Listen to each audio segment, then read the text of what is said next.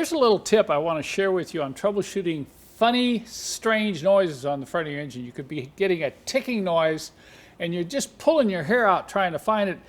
Don't neglect taking a closer look at your alternator. Sometimes these fan blades can get bent and they can just barely nick the side of the housing. But I've seen this problem 2 or 3 times, so I know somebody else has seen it. Listen as I spin the fan here. You can imagine that would drive you crazy, and it would come and go, see? Now it doesn't do it.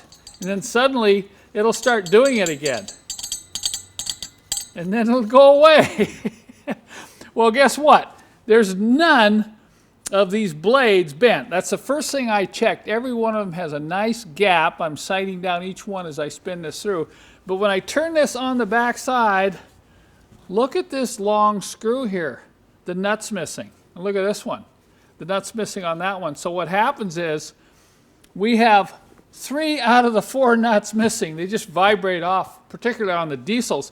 And this one here is moving in and out. So this is the culprit here, right here. When I push that in, it'll just hit the blades on that front pulley fan. So what I've got to do now is I've got to find some nuts, replace them. And if you've got your alternator off, particularly you diesel owners, if your alternator's off and you're working on it, take these nuts off and put Loctite on them and retighten them. Because I know this is happening to some other people out there.